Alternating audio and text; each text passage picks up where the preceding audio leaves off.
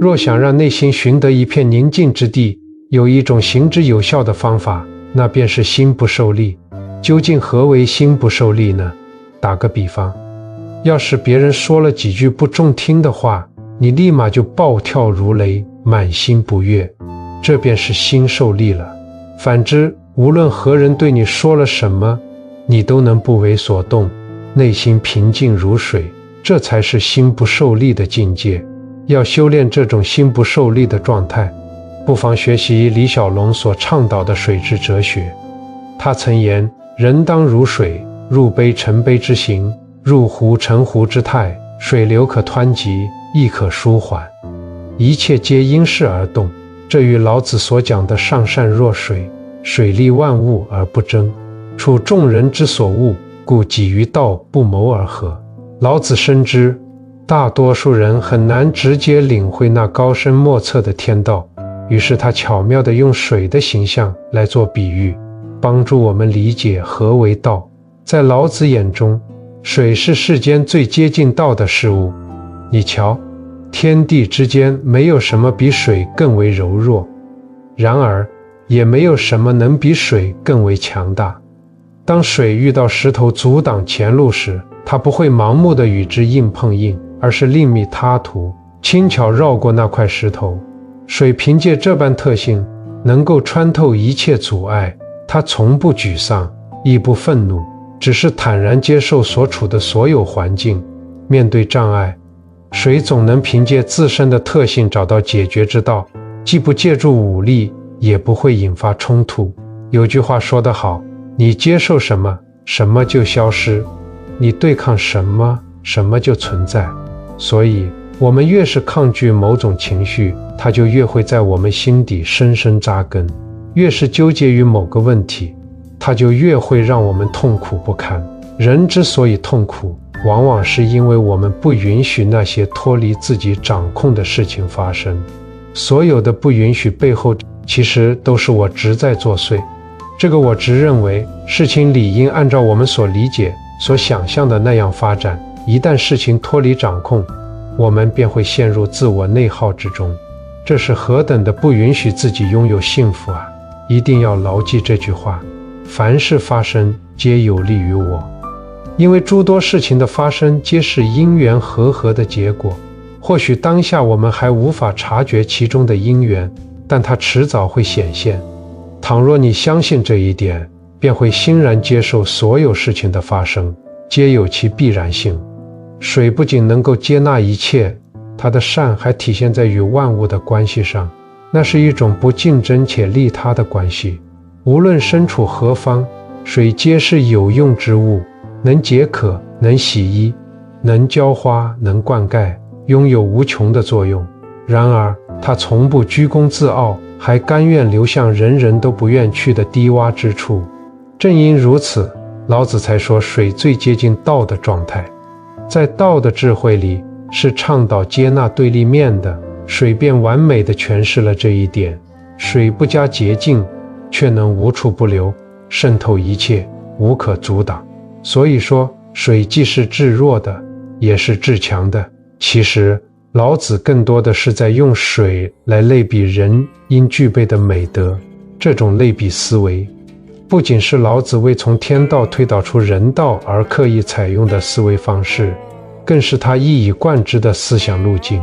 例如，他说：“江海之所以能为百谷王者，以其善下之。”意思是江海能够成为百川汇聚之地，是因为它善于处在低下的位置。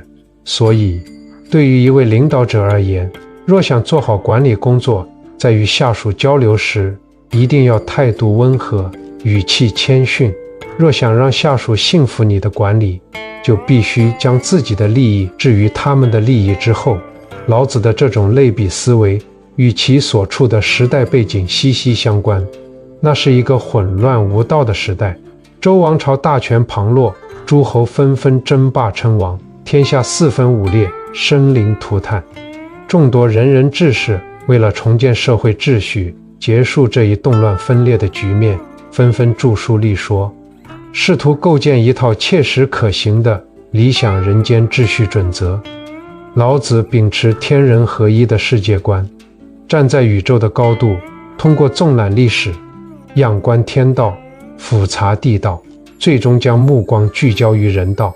他以类比的方式提出了一系列解决人生和社会现实问题的设想。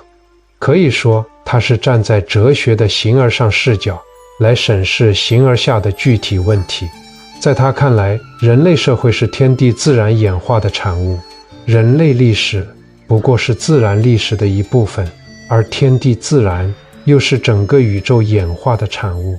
天地自然的历史在整个宇宙历史中也只是微不足道的一小部分，所以他将目光从眼前提升到宇宙的高度，思索宇宙万物从何而来，又将去往何处的规律最终得以窥见宇宙本源的真相，并将其命名为道。知晓了本源，也就明白了本质。此时从源头切入去观察现实人生，许多问题便迎刃而解。老子的思考逻辑线极具参考价值，要解决一个问题，不能只着眼于眼前，而需先弄清楚这个问题的来龙去脉，挖掘出其发生的根源。如此一来，解决问题时便能连根拔起。从中国传统文化的思想渊源来看，老子类比思维的源头便是天人合一的世界观，而在类比思维的基础上，又推演而出求同认知。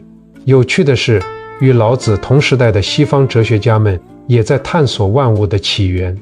尽管他们未能跳脱出宇宙物质的范畴，但有一人和老子一样对水推崇备至，那便是泰勒斯。他说，万物是由水做成的。为何他们都如此推崇水呢？